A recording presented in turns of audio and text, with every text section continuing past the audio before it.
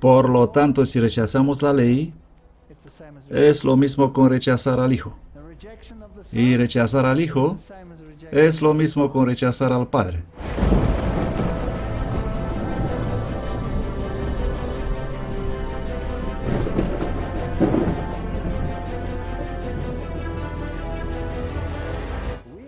Estamos al borde mismo del conflicto final.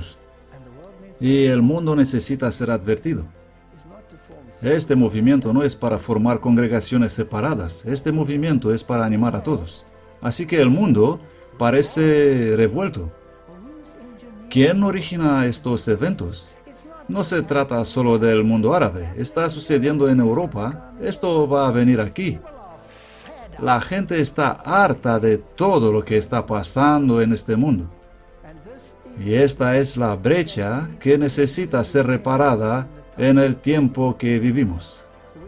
Podemos estudiar profecías, podemos saber lo que está sucediendo en el mundo, podemos ver todas estas cosas, pero si no empezamos aquí mismo con Jesús, no vamos a ninguna parte. Reparando la brecha. Queremos continuar con nuestra discusión y nuestro estudio de Apocalipsis y Daniel,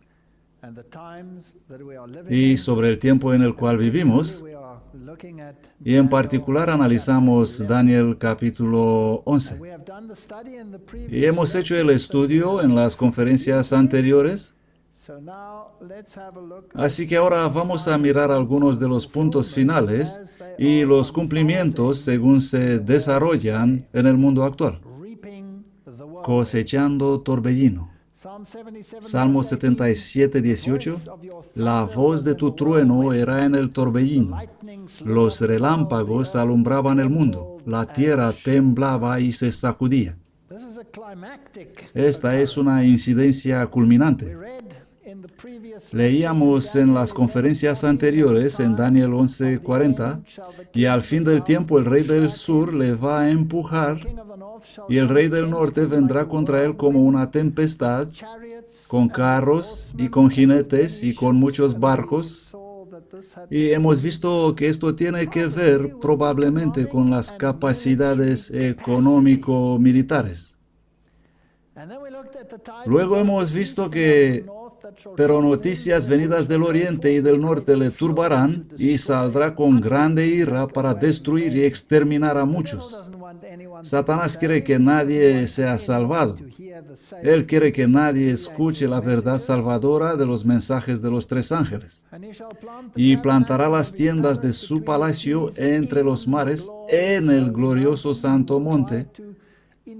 Él intentará implementar su mentalidad incluso dentro del pueblo de Dios, así como la adoración a Baal fue introducida dentro del pueblo de Dios en el tiempo de Balaam y Balac. Entonces llegará a su fin y nadie vendrá en su ayuda. Si no fuera por ese versículo, podríamos desesperar. Sus planes finalmente llegarán al final y él no va a ganar la batalla. Aquí hay un relieve egipcio de una batalla egipcia, pero los egipcios los persiguieron, todos los caballos y los carros de Faraón y los jinetes y su ejército los alcanzaron acampando junto al mar, al lado de Fijafirot, delante de Baal-Zephón. Así que obviamente se trata de la fuerza militar, porque fue el ejército, los militares de los egipcios que persiguieron a los israelitas. Por lo tanto, el rey del norte tendrá a su disposición el poder militar. Él es una entidad religiosa, pero controla ciertos poderes militares. El versículo 42 dice, extenderá su mano sobre los países y el país de Egipto no escapará. Y se apoderará de los tesoros de oro y plata y de todas las cosas preciosas de Egipto. Y los libios y los etíopes seguirán sus pasos. Hemos analizado estos versículos. Ellos andarán en pos de él y él va a controlar la economía del mundo. Esto es lo que dice el versículo. Este es un barco típico fenicio y la Biblia deja claro que esto es asociado con el poder y la fuerza económica. Segunda Crónicas 9:21, porque la flota del rey iba a Tarsis con los siervos de Hiram, y cada 3 años solían venir los barcos de Tarsis y traían oro, plata, marfil, simios y pavos reales. Aquí tenemos el poder económico. Salmo 107:23. Los que descienden al mar en barcos y hacen negocio en las muchas aguas. Proverbios 31:14. Es como los barcos mercantes que traen de muy lejos su alimento. Controla absolutamente todos los aspectos. Salmo 48:7. Con viento solano quiebras tú las naves de Tarsis. Llegarán a su fin, serán destruidos. Este poder económico, mediante el cual se implementará la marca de la bestia, llegará a su fin. La última vez hemos visto en nuestra anterior conferencia al príncipe y el rey de Tiro, y ahora vamos a mirarlo de punto de vista económico. Un relieve típico de esa época de Fenicia, Isaías 23:1, la carga de Tiro. Lamentad, oh naves de Tarsis, porque Tiro es destruida, hasta no quedar en ella casa ni lugar por donde entrar. Desde la tierra de Kitim le ha sido descubierto. Aquí están los vestigios de Tiro. Conocemos la historia, que fue destruida y actualmente yace en medio de los mares, cumpliendo una antigua profecía y garantizando que la palabra de Dios es verdadera. Ahí están los restos de la antigua ciudad de Tiro, y el profeta dijo: Él barrerá hasta las piedras e incluso su polvo será arrojado al mar, que se cumplió por Alejandro Magno, cuando conquistó la nación de la isla, que había pasado del continente, dejando las ruinas de la ciudad y construyendo una ciudad en la isla. Él construyó un istmo, cumpliendo la profecía, arrojando la antigua Tiro en el mar. Isaías 17:13. Las naciones se precipitarán como torrente de muchas aguas, mas Dios los reprenderá y huirán lejos. Serán ahuyentados como el tamo de los montes delante del viento y como el polvo delante del torbellino. Ellos cosecharán torbellino, pero el torbellino estará en las manos de Dios, y nosotros estamos atrapados entre los poderes. Esta batalla es para la mente. Isaías 69. Ciertamente las islas me esperarán, y primero los barcos de Tarsis, para traer tus hijos de lejos, su plata y su oro con ellos, al nombre de Jehová tu Dios y al Santo de Israel, porque te ha glorificado. Y los hijos de los extranjeros edificarán tus muros, y sus reyes te servirán, porque en mi furor te herí, pero en mi benevolencia he tenido compasión de ti. Los roles van a cambiar. Los poderes económicos volverán a ser de Dios, porque he aquí que Jehová vendrá con fuego, y sus carros como torbellino, para tornar su ira en furor y su reprensión en llama de fuego. Este es un conflicto, pero es Dios el que guerrea. Pero la gente está buscando otra batalla diferente. Están buscando una batalla literal. Y dirás a Tiro: oh tú que estás asentada en las entradas del mar, que eres mercader de los pueblos de muchas islas. Así dice Jehová el Señor: Tiro, tú has dicho: yo soy de perfecta hermosura. Tus fronteras estaban en el corazón de los mares. Tus fundadores hicieron perfecta tu hermosura. Ellos han configurado el sistema, han planeado cuidadosamente los sistemas económicos del mundo. Fabricaron toda tu armazón de cipreses del monte de Seir. Tomaron cedros del Líbano para hacerte el mástil. De encinas de Basán hicieron tus remos. Compañía de asirios hicieron tus bancos de marfil de las islas de Kitim. Tienen una franquicia global. De lino fino bordado de Egipto era tu vela para que te sirviese de enseña. Azul y púrpura de las islas de Elisa formaban tu toldo. Los moradores de Sidón y de Arbat fueron tus remeros. Tus sabios, oh Tiro, estaban en ti. Ellos fueron tus timoneles. Controlan el mundo entero. Los ancianos de Jebal y sus sabios serán tus calafateadores. Todas las naves del mar y sus marineros estaban contigo para asegurar tu... ¿qué? Tu comercio. Los de Persia, de Lud y de Put eran en tu ejército. Por lo tanto, ¿qué controla? Controla todos esos elementos de poder de los hombres. Tus hombres de guerra, escudos y elmos colgaron en ti. Ellos te daban esplendor. Las naves de Tarsis eran tus flotas que llevaban tus mercancías. Y llegaste a ser opulenta y muy gloriosa en medio de los mares. Así que el tipo controlaba la fuerza militar y económica. Tus remeros te llevaron por los grandes mares. El viento solano te quebrantó en medio de los mares. Tus riquezas, tus mercancías, tu comercio, tus marineros, tus timoneles, tus calafateadores, etcétera, etcétera, toda tu compañía que en medio de ti se halla, caerán en medio de los mares el día de tu ruina. Esto pasó al tipo, lo mismo pasará con el antitipo. Ezequiel dice, y se raparán la cabeza por causa de ti, y en sus endechas levantarán sobre ti lamentaciones y endecharán sobre ti diciendo, ¿qué ciudad es como Tiro, como la destruida en medio del mar?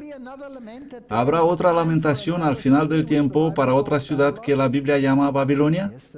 Sí, habrá otra lamentación. Estas son paralelas. Cuando tus mercaderías salían de los barcos, saciabas a muchos pueblos, enriqueciste a los reyes de la tierra. La tipología nos dice que este poder trabaja con los reyes de la tierra. Y el dinero juega un papel muy importante. Con la multitud de tus riquezas y de tus mercancías, en el tiempo que serás destrozada por los mares en las profundidades de las aguas, tu comercio y tu toda compañía en medio de ti caerán. El Tiro literal cayó. Los mercaderes en los pueblos silbarán sobre ti. Vendrás a ser espanto y para siempre dejarás de ser. Esta es la tipología con la cual tratamos. Vamos a pasar al libro de Apocalipsis, donde encontramos la profecía final y su cumplimiento con respecto a Babilonia. Y después de estas cosas vi otro ángel descender del cielo teniendo gran poder, y la tierra fue alumbrada con su gloria. Y clamó fuertemente en alta voz diciendo, ha caído la gran Babilonia, y se ha convertido en morada de demonios y en guarida de todo espíritu maligno, en nido de toda ave impura y detestable. El fuerte clamor del mensaje del tercer ángel. Y oí otra voz del cielo que decía, salid de ella, pueblo mío, para que no seáis partícipes en sus pecados y para que no recibáis de sus plagas, porque sus pecados han llegado hasta el cielo y Dios se ha acordado de sus iniquidades. Creo que estamos entre las gotas del fuerte clamor y pronto va a aumentar una vez que el zarandeo ha tenido lugar entre el pueblo de Dios. Y el zarandeo ocurrirá debido a la persecución. El versículo 9 dice, y los reyes de la tierra que cometieron fornicación y han vivido en deleites con ella, los reyes del mundo están a sus pies y viven en deleites. Llorarán y se lamentarán para ella cuando vean el humo de su incendio. El verso 11 dice, los comerciantes de la tierra llorarán y harán duelo por ella, porque ya no habrá quien les compre sus mercaderías. Es lo mismo que pasó con el rey de Tiro. Las paralelas son claras entre el tipo y antitipo. Versículo 15, los comerciantes de estas cosas que se habían enriquecido a costa de ella. Así que conforme a la Biblia, ¿quién controla la economía? Conforme a la Biblia. Babilonia. ¿Y quién es el poder de Babilonia? La bestia. Porque la Biblia dice que todos tienen que postrarse ante la bestia. Es el romano catolicismo. Pero esta es solo una iglesia. Entonces, ¿cómo los va a controlar? Debe existir algún medio por el cual ella controla esto, porque esto es lo que la Biblia dice. Se pararán lejos por el temor de su tormento, llorando y lamentando, porque en una hora tanta riqueza se convirtió en desolación. Estoy tan fascinado que en estas elecciones presidenciales en los Estados Unidos hay candidatos presidenciales que tienen agallas decir, tengo muchas ganas de ver el oro de Fort Knox. ¿Está de verdad ahí? No lo creo. ¿Quién tiene las riquezas? ¿Dónde están las riquezas? ¿Dónde están los diamantes que salen de África? ¿Dónde están las toneladas de oro que salen de allí? ¿Por qué tuvo Kennedy que recurrir a las reservas de plata? ¿No tenía nada de oro para respaldar su divisa? Son solo unas pocas preguntas. Los eventos relacionados con el fin del tiempo de prueba y la preparación para el tiempo de angustia han sido presentados con claridad. Pero las multitudes comprenden estas importantes verdades de modo tan incompleto como si nunca hubiesen sido reveladas. Satanás hace un gran trabajo. Satanás procura arrebatar toda impresión que podría llevarlos por el camino de la salvación y el tiempo de angustia los encontrará desprevenidos. Al acercarnos al fin de la historia de este mundo, las profecías que se relacionan con los últimos días requieren en forma especial nuestro estudio. El último libro del Nuevo Testamento está lleno de verdades que necesitamos entender. Los solemnes mensajes que se dieron en su orden en el Apocalipsis deben ocupar el primer lugar en las mentes de los hijos de Dios. Estamos jugando juegos tontos. El mundo va a la perdición y nosotros estamos jugando juegos tontos.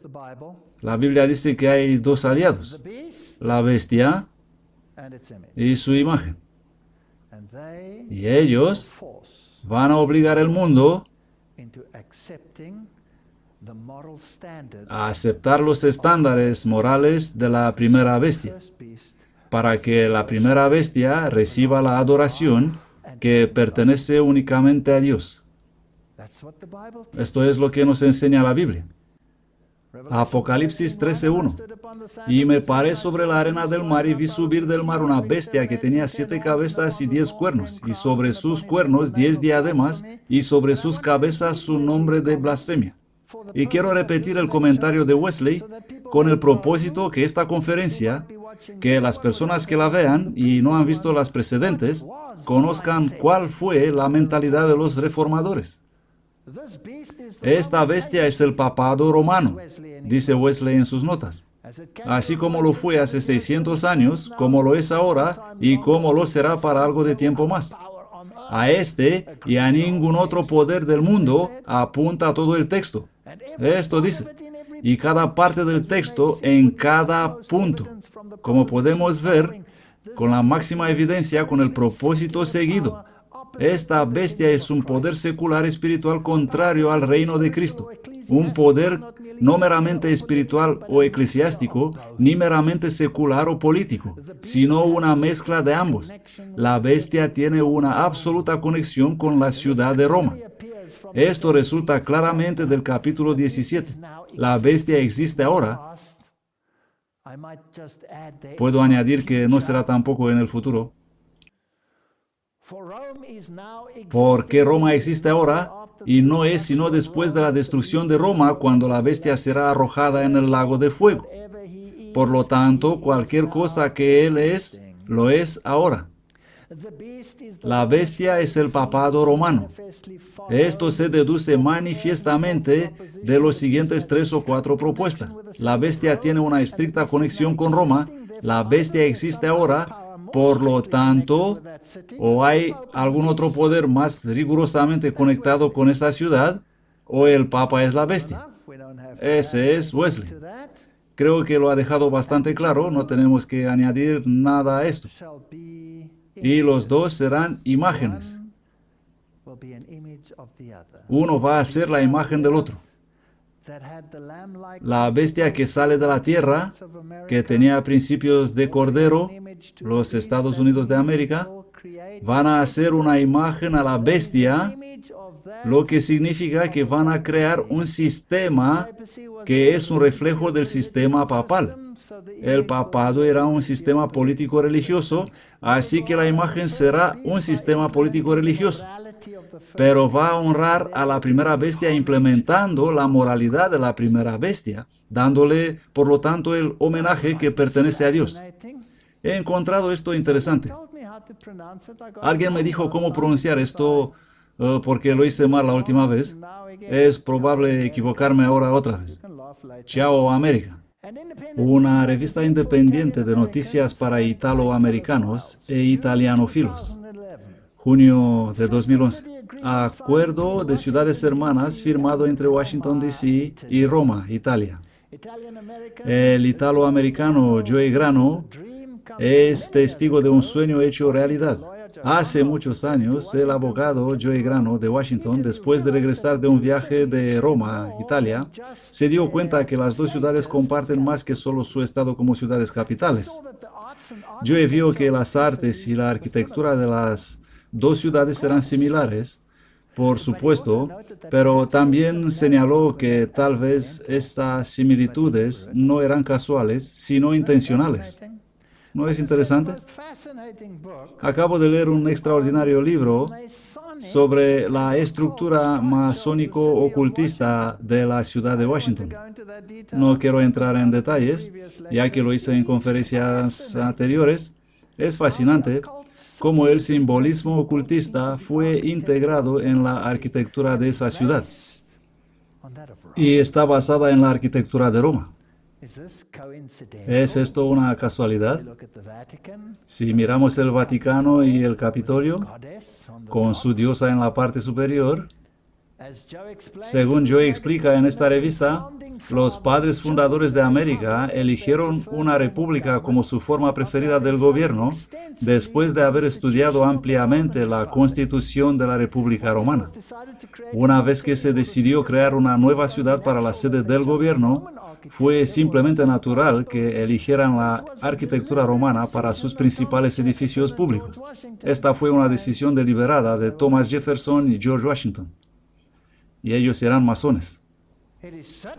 Ciertamente no es casual que los tres edificios que representan los poderes legislativo, ejecutivo y judicial, es decir, el Capitolio, la Casa Blanca y los edificios de la Corte Suprema, son definitivamente derivados de modelos romanos. Ciertamente no es casual que ese obelisco que se alza delante de la Casa Blanca debe tener 555 pies de altura y un ángulo de 66 grados y 6 minutos, 666, en su punto de altura máxima. ¿No es fascinante esto? El acuerdo de ciudades hermanas firmado el martes es el primer paso de lo que muchos en Washington esperan que sea una relación más estrecha entre las dos capitales y el inicio de nuevos proyectos y negocios de interés mutuo. Es tan interesante. Para celebrar la ocasión, la famosa Venus Capitolina, tan solo miren cómo encaja la historia. Una de las esculturas mejor conservadas por sobrevivir de la antigüedad romana estará expuesta en el edificio Oeste Rotunda en la Galería Nacional de Arte, donde permanecerá hasta el 5 de septiembre. La Venus Capitolina, una obra maestra que mide más de 6 pies, 2 metros de altura, ha salido de Roma solamente en una ocasión, cuando Napoleón se apoderó de ella en 1797. Y Napoleón es el que dio esta nueva clase de sistema, esta nueva mentalidad secular, esta nueva forma de gobierno a los Estados Unidos de América. Y ahora las dos ciudades, Roma y Washington, son ciudades hermanas. Esta es la prensa del gobierno. La importante estatua romana Venus Capitolina sale de Roma. La presentación de la escultura es el primer acto de la relación entre las nuevas ciudades hermanas. El alcalde de Roma va a anunciar el sueño del proyecto de Roma. Bueno, ahí está diosa en la parte superior del Capitolio. ¿Será algún mensaje que están enviando al mundo? El Departamento de Estado de Estados Unidos, este es su oficial, dice: observaciones en el acuerdo de ciudades hermanas entre Washington, D.C. y Roma. No es necesario leerlo todo.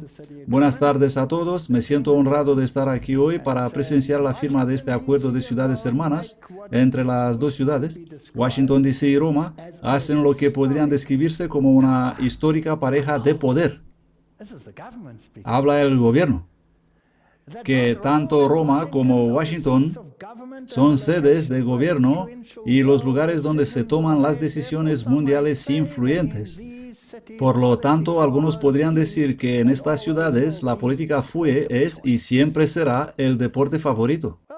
Bueno, la Biblia dice que van a trabajar juntos y el uno será la imagen del otro. Ahora la bestia y Roma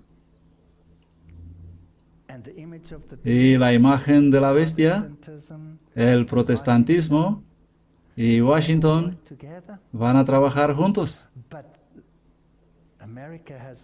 Pero Estados Unidos tiene una forma secular de gobierno, separando la Iglesia y el Estado, sobre la base de lo que salió de la Revolución Francesa. Pero la Biblia dice que el rey del norte va a derrocar esta mentalidad y los reyes le darán su poder a la bestia y que volverán a legislar la moralidad. ¿Cuya moralidad van a legislar?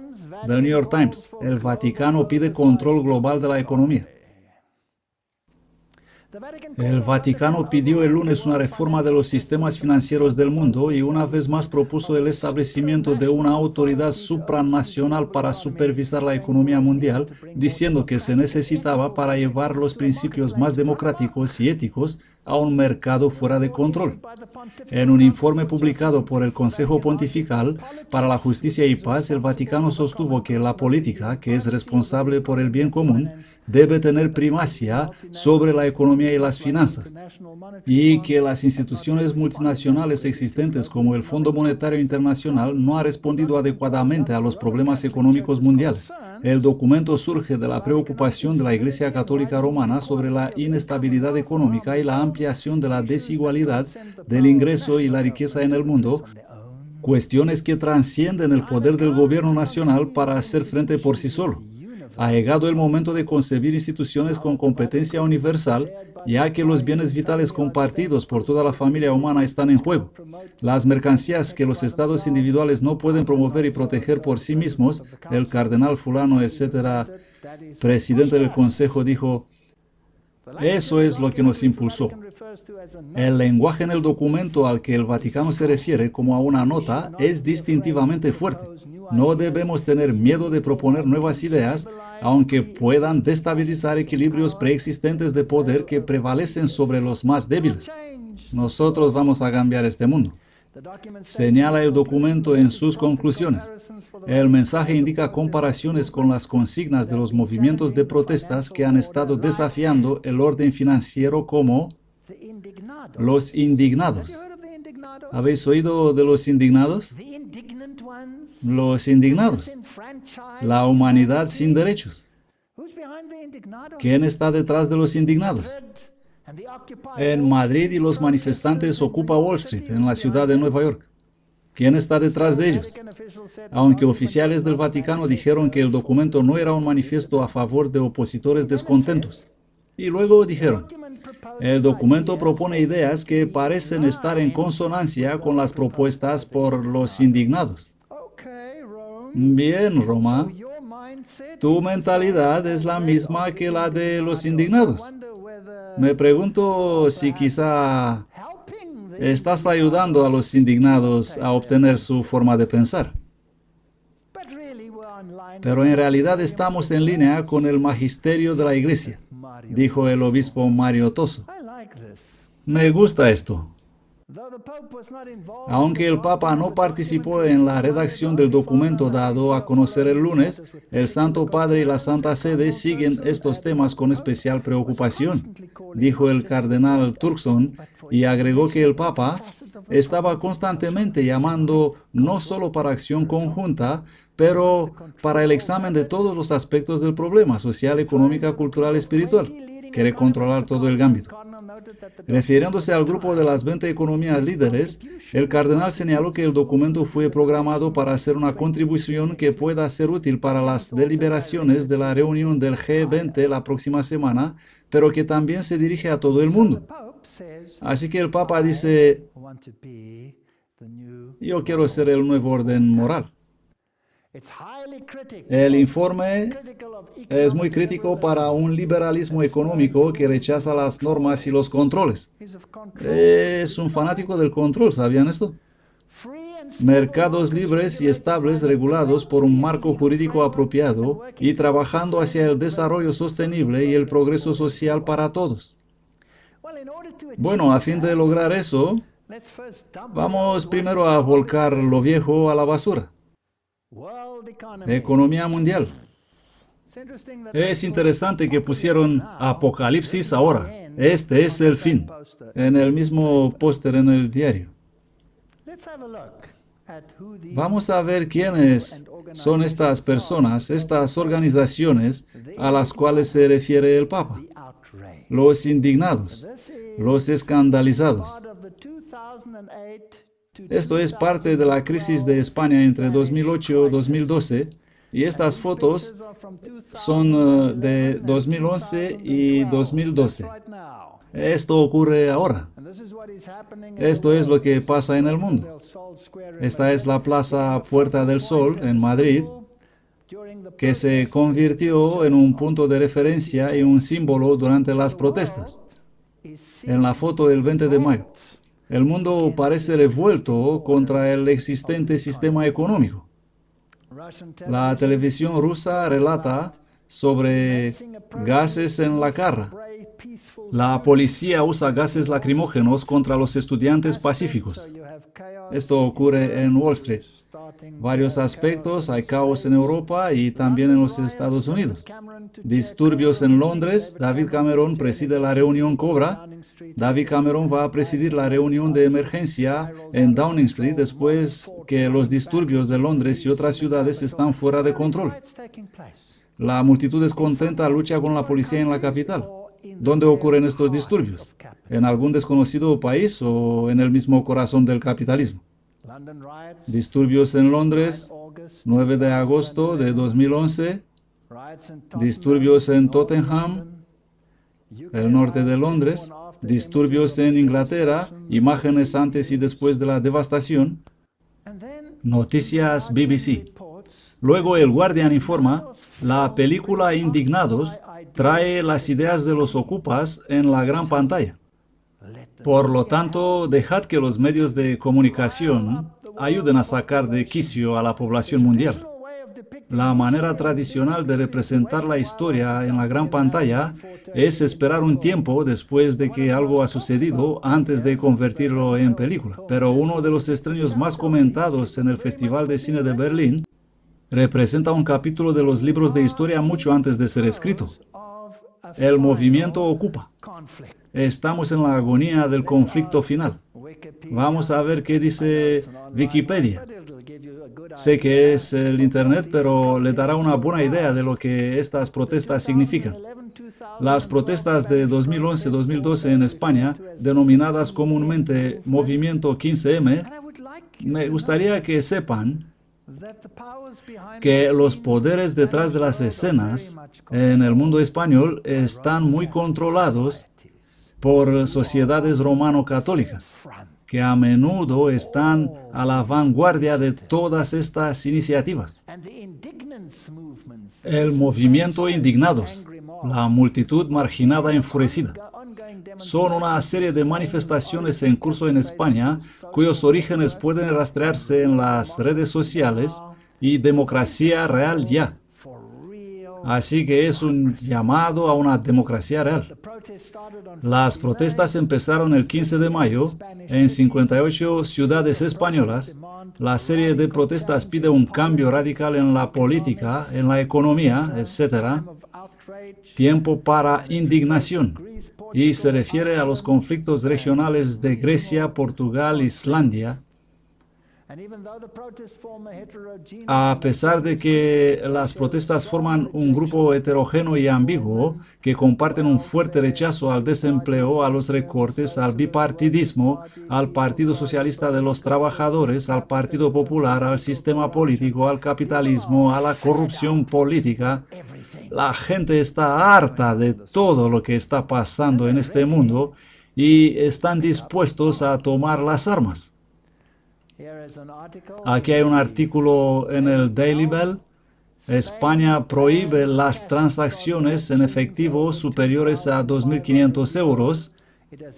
Ha prohibido el uso de dinero en efectivo en las transacciones comerciales en un esfuerzo para reducir las pérdidas fiscales. Así que nos estamos moviendo hacia una totalmente nueva sociedad y Europa está en crisis. Ahora he encontrado este artículo tan interesante. ¿Saben que las piedras están clamando y el pueblo de Dios duerme profundamente? Rusiatelevisión.com, la televisión rusa, presentó un artículo escrito por un analista político que pone esta interesante pregunta. ¿Tiene la Comunidad Europea una fecha de caducidad? Y luego él escribe: una verdadera reorganización de todo el planeta ocurrió delante de nuestros ojos durante muchas décadas. Les voy a leer este artículo con cierto detalle para que podamos ver que esto no es alguna idea de un cuento de hadas. Esto es algo que los analistas políticos que han estado observando la escena, y por favor noten, sin la retrospección del conocimiento bíblico. ¿Y qué conclusiones han sacado mientras el pueblo de Dios está durmiendo? Así que hubo una reorganización. Sin embargo, dado que es gradualmente, la mayoría de las personas no notan o no entienden lo que está pasando. Al igual que la proverbial rana que se lanza en el agua hirviendo. No comprendemos lo que está ocurriendo. Lo que se conoce con el nombre de Nuevo Orden Mundial, globalización o mi favorito, gobierno mundial, describe los objetivos a largo plazo de una extremadamente potente élite mundial incorporada dentro de cada país, en particular la de Estados Unidos y Europa, que posee, opera y canaliza los recursos de cada país, petróleo, finanzas, fortaleza económica, capacidad militar, recursos naturales, desde el interior para promover su agenda supranacional. El proceso sumamente complejo, holístico y extensamente planeado ayuda a explicar mucho, si no todo, sobre la actual violencia, el caos, la injusticia que vemos en los ámbitos de las finanzas, política y economía. Pero una buena planificación estratégica también requiere experimentación, ensayo y error, la construcción de escenarios y juegos de guerra. Y luego él habla de su país, Argentina, donde han practicado esto y han arruinado los bancos. Y todos han perdido todo lo que tenían. Noten por favor que el ciudadano americano medio ha perdido en un año 40% de su riqueza. Así que allí sucedió este experimento. El cartel bancario sujeto a la FMI, Banco Mundial, Departamento de Hacienda de los Estados Unidos y las agencias calificadoras y los medios de comunicación calificados trabajaron juntos para colapsar el sistema financiero y monetario de Argentina, pero al mismo tiempo consiguió salvar todos los bancos que operaban en el país. Así que alguien está haciendo algo detrás de las escenas. Vieron su dinero desaparecido, al igual que en los Estados Unidos ahora. Los resultados de Argentina: el PIB se redujo en un 40% en 2002. 50% de la población cayó por debajo del nivel de la pobreza. Lo mismo sucede ahora en los Estados Unidos. Igual sucede ahora en toda Europa. Y sigue y habla de una guerra social en toda regla que casi llega a guerra civil, y sin embargo ni un solo banco se arruinó. Si nos dirigimos hoy hacia Grecia, Irlanda, Italia, España, los Estados Unidos, Reino Unido, Portugal, Islandia, vemos la misma escena una y otra vez. Claramente no son errores cometidos por los gobiernos específicos, sino un verdadero modelo diseñado para el control de naciones enteras, imponiendo deudas públicas innecesarias y fraudulentas. Una de las lecciones claves que aprendieron en Argentina fue la forma de controlar a nosotros, el pueblo. Son fanáticos del control. A través del PSYOR, guerra psicológica. Eres tan asustado, vas a ser asesinado por un terrorista, y te muestran todos los planes de los terroristas, y necesitas escáneres, así que más tarde como un robot simplemente vas a hacer lo que te dicen. Guerra psicológica. Un robot que aceptará cualquier legislación sin pensar, mientras que puede tener paz y tranquilidad. Ejercida por los medios de comunicación controlados para que la población termine por aceptar todas las dificultades, mientras que los responsables banqueros y gobiernos se quedan con todo el dinero y conservan el poder. Me pregunto si la Unión Europea no puede ser un experimento similar, pero en una mucho más vasta y de mayor escala, un experimento sobre la forma de llevar a países muy diferentes, con muy diferentes lenguas, sistemas legales, cultura, historia de guerra y de odio entre ellos, todos ellos bajo una camisa de fuerza, la unión burocrática que barre las soberanías nacionales, una especie de cómo hacer en la promoción de la sumisión voluntaria para aceptar una burocracia legal, un parlamento, un presidente no electo, una fuerza militar, una bandera, una moneda. ¿Qué lecciones aprenden los globalistas de los problemas de la Unión Europea? ¿Son los actuales crecientes problemas del euro un reflejo del hecho de que después de más de medio siglo de construcción de euro, vemos ahora la demolición controlada de la Unión Europea con el fin de reconstruir algo nuevo? Tal vez moldeándola en algo más cercano al deseo de su corazón, como la antigua sociedad fabiana británica del siglo XIX, instando gradualmente a un gobierno mundial socialista una vez imaginado. ¿Es la Unión Europea un estado intermedio en el camino difícil al gobierno mundial, propuesto por el miembro del Consejo de Relaciones Exteriores Richard Gardner en un importante artículo de abril 1974 en Foreign Affairs? Una etapa en la que complejidades jurídicas, políticas comerciales, financieras, sociales, culturales, medios de comunicación, monetarios, militares y muchas otras han sido limadas, rediseñadas y reequipadas para servir a un gran propósito. Me gusta la visión de este hombre. ¿Vamos a ver pronto el fracaso del euro como un desafortunado accidente o como un proceso de mega planificación que junto con el hiperinflado dólar de los Estados Unidos serán llevados a una caída en picada, a un colapso controlado solo para ser reemplazado por una nueva moneda global emitida y administrada por la élite del poder global? ¿Tiene la Comunidad Europea una fecha de caducidad? Y luego escuchen a este hombre que ni siquiera conoce la Biblia. El Vaticano, siempre bien informado, parece pensar que sí, como vemos en su reciente llamamiento para instituciones mundiales renovadas, una señal segura de que los viejos que caminan por los pasillos del Vaticano otra vez reservan su lugar bajo el sol que viene. Esto es increíble. Un excelente trabajo. El colapso controlado del euro mediante su disolución y el dólar de Estados Unidos a través de la inflación, junto con una adecuada versión fabricada de la primavera árabe para Europa, los Estados Unidos y otros, que erosiona aún más la soberanía nacional a escala planetaria, impulsada por las guerras sucesivas controladas y apoyadas por el aumento de guerra psicológica que emana de los monopolios de los medios occidentales. ¿Es todo solo un gran error o simplemente diferentes puntos de vista del mismo leviatán planetario empeñado en imponer el gobierno mundial sobre todos nosotros? Escrito por Adrian Salbuki para RussianTelevision.com. Brillante. El despertar árabe. ¿Tenemos que temer el mundo musulmán? ¿Quién origina estos eventos? No se trata solo del mundo árabe. Está sucediendo en Europa. Ocurre en tu patio trasero. Esto va a venir aquí. Stormwatch.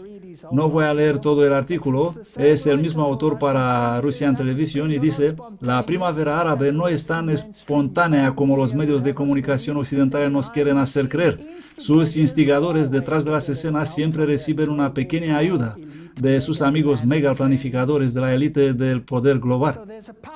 Existe un poder detrás de todo esto. Estamos viendo cómo el rey del norte conquista la mentalidad secular del rey del sur. Cuanto más lúcidos y conscientes somos, los vemos a todos ellos como simples marionetas subordinados a las élites del poder financiero en una forma u otra. Y como alguien que estudia la Biblia, esta iglesia debería estar en la vanguardia de la evaluación de los eventos proféticos. De hecho, se trata de una forma totalmente nueva de guerra, haciendo la guerra basado en guerra psicológica. La guerra moderna es emprendida por las naciones poderosas en 5 diferentes superpuestos holísticos niveles contra los apetecibles países más débiles. 1. Invasión militar. 2. Golpes militares de Estado, como ocurrió en estos muchos países. 3. Golpes financieros. 4. Golpes políticos. 5. Golpes sociales. Los tienes a todos encima y hay que bailar según cantan ellos. Él menciona a Libia. La macroadministración de la élite del poder mundial se rige por sus objetivos e intereses específicos de cada país, porque todavía necesitan una fuerte Estados Unidos, un Israel nuclear y una Alemania estable, pero que definitivamente no quieren una fuerte Rusia, China, un Irán nuclear y una estable América Latina, etc. Esta es la visión de este hombre. Ahora, otro interesante artículo es una biografía de Hassan al-Banna y habla sobre la democracia occidental y democracia islámica. Antes de hablar sobre cómo hacer, vamos a hablar sobre formas de pensar.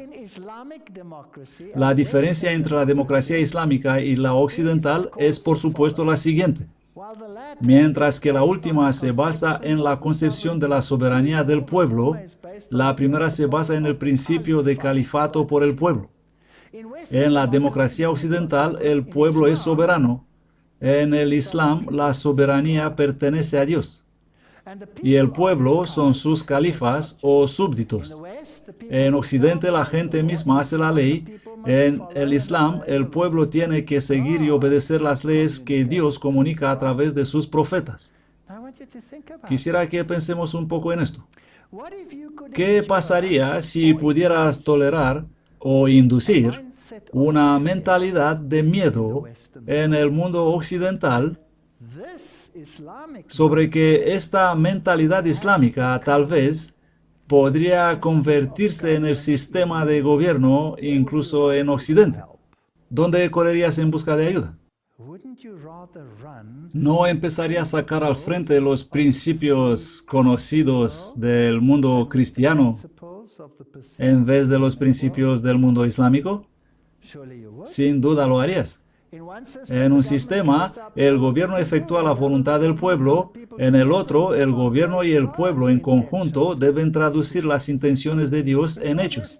En resumen, la democracia occidental es una especie de autoridad absoluta que ejerce su poder con libertad y de manera incontrolada, mientras que la democracia islámica está sujeta a la ley divina y ejerce su autoridad en armonía con los mandatos de Dios y con el marco establecido por Dios.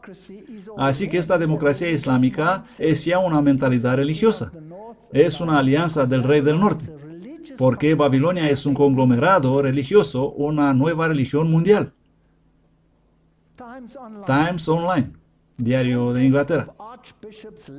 El texto completo de la conferencia del arzobispo Derecho Civil y Religioso en Inglaterra. Este es el texto del arzobispo de Canterbury. Esta conferencia no tratará una discusión detallada de la naturaleza de Sharia que sería mucho más allá de mi capacidad. Mi objetivo solo es, como he dicho, desentrañar algunas de las cuestiones más generales en torno a los derechos de los grupos religiosos en un Estado laico, con algunas ideas sobre lo que podría ser implicado en la elaboración de una relación justa y constructiva entre la ley islámica y la ley estatutaria del Reino Unido. Esto es genial. Os puedo mostrar un montón de fotos con este hombre besando el anillo del Papa. No hay duda de cuál es su lealtad. ¿Por qué propondría él la ley Sharia o aspectos de esa en el Reino Unido? Es tal vez una especie de sacar de quicio a la gente para que digan, no, mejor danos una ley cristiana, danos la ley cristiana. Y vamos a implementar la marca de la bestia antes que aceptar esto. Los globalistas y los islamistas, fomentando el choque de civilizaciones. Robert Dreyfus resume la naturaleza de la organización de la hermandad musulmana en los siguientes párrafos. ¿No es esto muy interesante? Que después de todos estos levantamientos que tenemos en el mundo islámico y las nuevas democracias que están surgiendo de las dictaduras que han sido arrastradas en forma de la Revolución Francesa, que los nuevos líderes que aparecen, los nuevos electores, provienen de la hermandad islámica, que ellos son el bloque de poder más poderoso. ¿Quiénes son ellos? Los verdaderos hermanos musulmanes son aquellos cuyas manos no se ensucian con el negocio de matar y quemar. Son los banqueros y financistas herméticos que están detrás de la cortina, los miembros de las antiguas familias árabes, turcas, persas, o cuya genealogía los coloca en la élite oligárquica, con tranquilas asociaciones empresariales y de inteligencia con la nobleza negra europea y en particular con la oligarquía británica.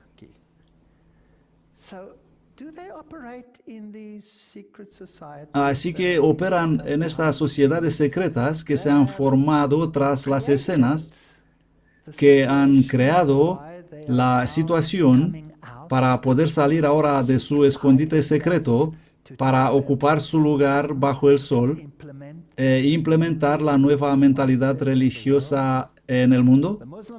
La hermandad musulmana es el dinero. En conjunto, la hermandad probablemente controla varias decenas de miles de millones de dólares. Pero ¿quién controla los dólares? ¿Quién tiene control sobre el dinero? ¿Quién es el que mueve los hilos de todas estas sociedades? Vamos a mirar el poder detrás del poder. Esto queremos ver.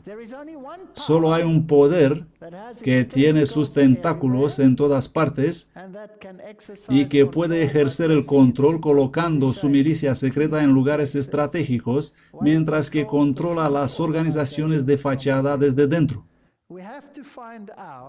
Tenemos que encontrar quién los controla a todos.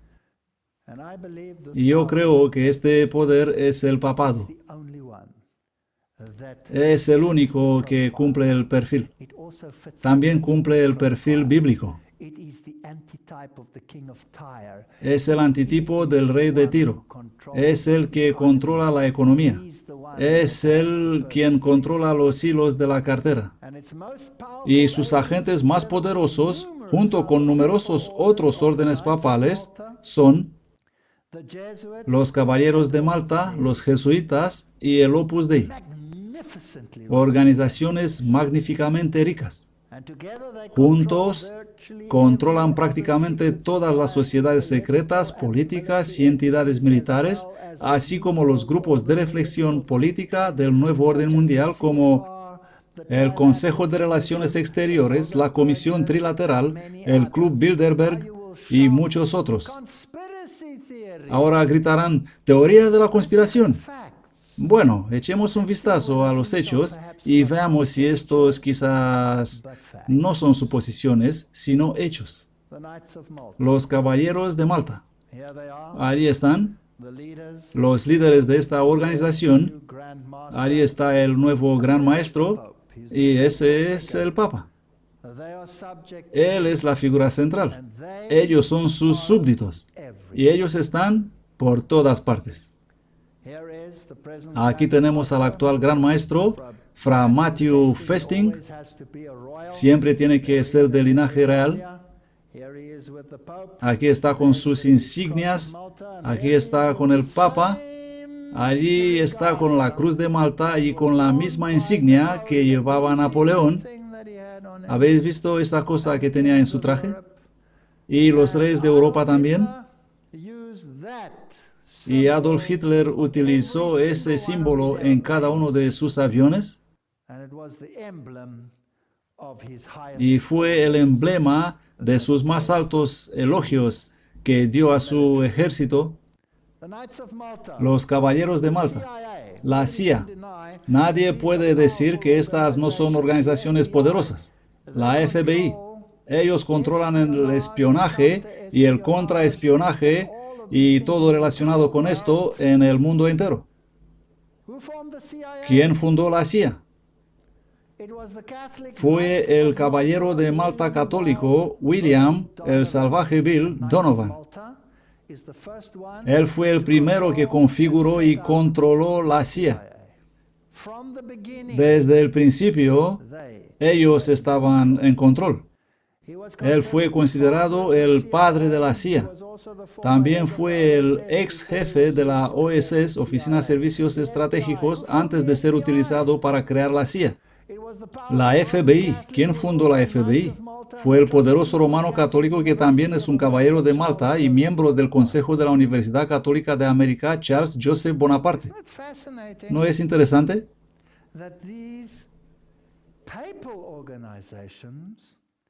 Que el papado controla las más poderosas organizaciones e instituciones del mundo, pero estamos solo al principio.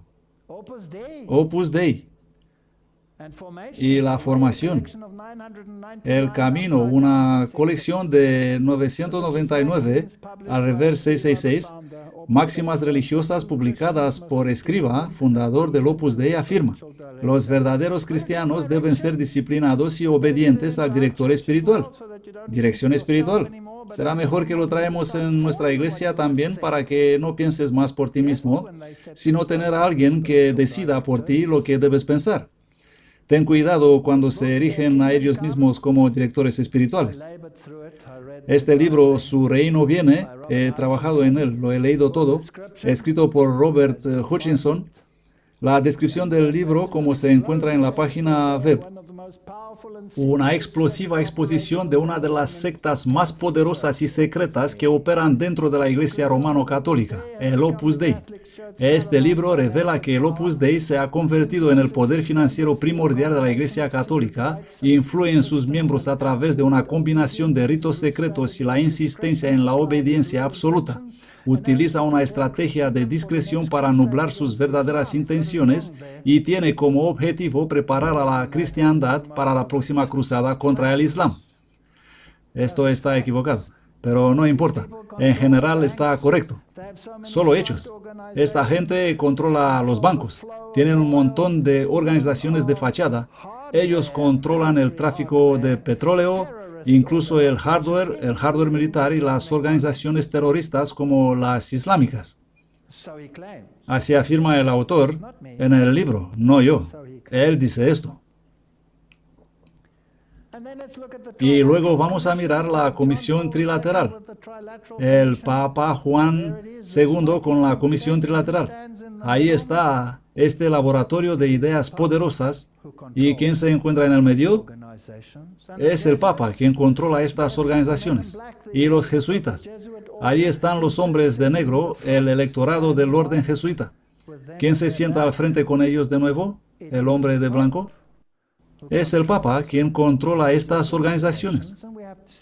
Y tenemos que ver lo que están haciendo en el mundo. ¿Dónde están sus dedos en el pastel? Louis F. Ware escribió hace muchos años, pero hoy, por increíble que pueda parecer, muchos predicadores protestantes están ahora enseñando que las interpretaciones de la profecía inspirada por Dios, tan fuertemente presentadas por los reformadores y que eran el baluarte del gran movimiento protestante, son erróneas. Y que por lo tanto la exegesis de la escritura de los reformadores, falsa, Fue el pilar, la fundación de la gran reforma enviada por Dios. ¿Cómo vino este cambio? ¿Quién lo hizo? La respuesta es clara y decisiva: los jesuitas. Así que los jesuitas han cambiado toda la filosofía y la interpretación profética de todo el mundo cristiano, pero son inofensivos.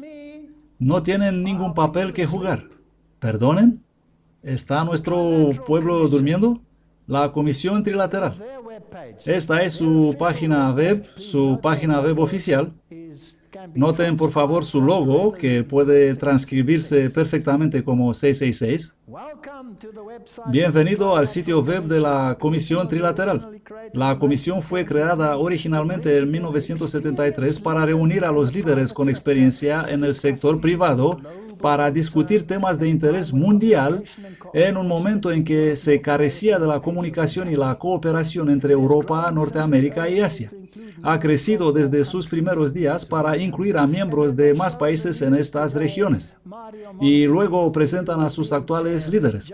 Mario Monti es el presidente europeo, Joseph Nye el presidente norteamericano y Otaro Kobayashi el presidente de Asia-Pacífico.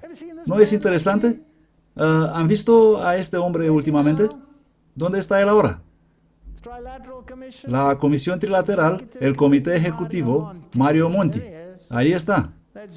Vamos a saltar a la página 5 de su sitio web. ¿Y a quién vemos allí? Solo casualidad, por orden alfabético. Ahí está. Mario Monti, presidente de la Universidad Bocconi de Milán, ex miembro de la Comisión Europea, político de competencia, mercado internacional, presidente honorífico de Bruegel en Bruselas, presidente europeo de la Comisión Trilateral. Y aquí abajo tenemos a Lucas Papademos, profesor visitante, político público, Escuela Gubernamental Kennedy, Universidad de Harvard, asociado principal de Cambridge en el Centro de Estudios Financieros de la Universidad Goethe de Frankfurt. Oh, estos son grandes personas. Y cuando los gobiernos de Europa empezaron a derrumbarse y hay que conseguir un hombre para dirigir el espectáculo, ¿quién se convierte en primer ministro de Italia? ¿Quién se convierte en primer ministro de Grecia? No elegido. Para instalar las políticas que se adapten a las trilateristas que tienen al Papa en su centro. Mario Monti conduce Italia. Lucas Papademos conduce Grecia. ¿Quién dirige el espectáculo? En su libro Sin Disculpas, el ex senador republicano conservador Barry Goldwater arremetió contra este grupo de discusión, el grupo trilaterista, sugiriendo, escuchen qué dijo: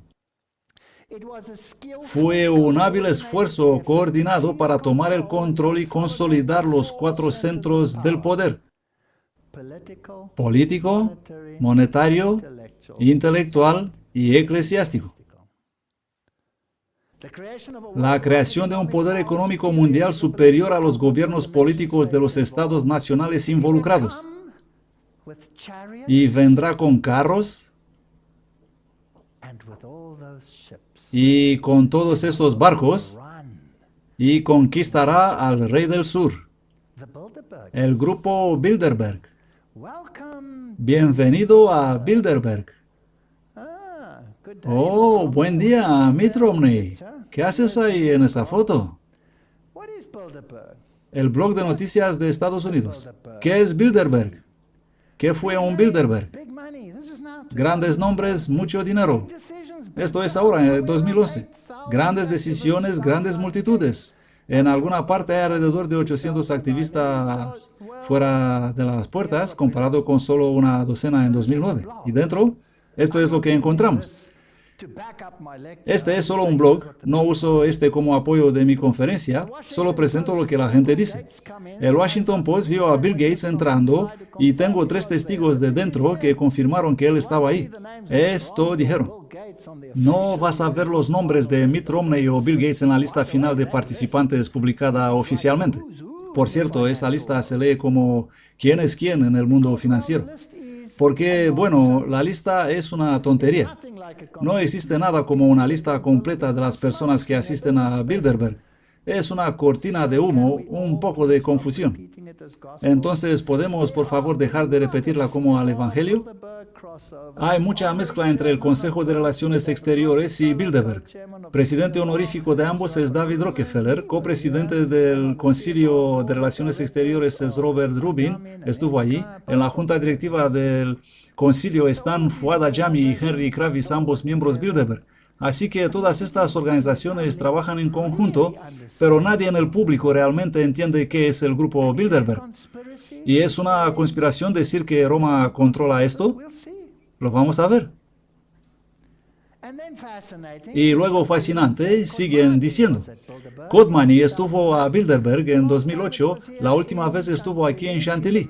Ella es miembro del Consejo Europeo de Relaciones Exteriores. Su grupo pariente, el Consejo de Relaciones Exteriores, es una especie de supergrupo de presión, un par de peldaños debajo de Bilderberg, pero todavía de enorme poder. Ahora, ¿qué estaba ella haciendo allí? Basma Kodmani es también el director ejecutivo de Iniciativa de la Reforma Árabe. Así que tenemos a alguien de la Iniciativa de la Reforma Árabe en este alto grupo de pensadores. Este organismo, creado en 2004, mucho antes de los disturbios, el Concilio de Relaciones Exteriores está ayudando a dirigir un amplio proceso de reforma democrática en la región. En 2005 fue formado el Consejo Nacional de Siria. Así que ya están formando los nuevos gobiernos que ni siquiera existen todavía. ¿No es esto interesante? Y así, conforme a su página web, el CNS, el Concilio Nacional de Siria, es una organización de investigación de políticas públicas sin fines de lucro registrada en el Distrito de Columbia, en Washington. Así que viene toda esta gente. Trittin y su problema Bilderberg. Spiegel Online. ¿Quién es Trittin? Es uno de los líderes verdes del Partido Verde en Europa. Ellos afirman no estar interesados en la política mundial. Solo quieren ecologías felices. ¿Qué está haciendo ahí entonces? Así que el Spiegel lo cogió y dice acerca de los Bilderberg. Este es un círculo confidencial. Se trata de un pequeño círculo secreto de gente. No hables de ellos. Una o dos veces al año, los decisores de lo que sucede en el mundo actual se reúnen en esta conferencia Bilderberg. Y este año, incluso uno de nuestros Greenies, el líder del Partido Verde, estuvo allí. Y ahora, ¿puede explicar, por favor, a sus amigos del partido qué hizo él ahí? Y hablan un poco de él. Dice que había allí jefes de gobierno, líderes de los sindicatos, de organizaciones como el Banco Mundial y la Organización Mundial del Comercio, y luego dicen,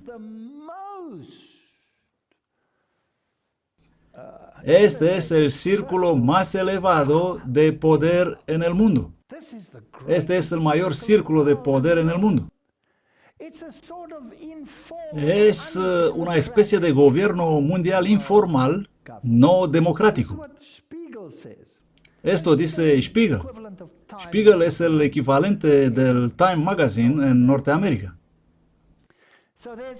Así que hay una gran cantidad de especulación conspirativa sobre estas sociedades secretas, donde la verdad y la mentira se mezclan en la homogeneidad y esto se adapta a los poderes detrás de las escenas. Les gusta, no les importa, lo mantienen en secreto y tú ves a ese venir y al otro que viene. En la última reunión, Hillary Clinton estuvo allí, Obama estuvo allí. Oh, el mundo se excita. ¿Qué están planeando? Pero ellos no saben realmente que no tienen el dedo en el bote.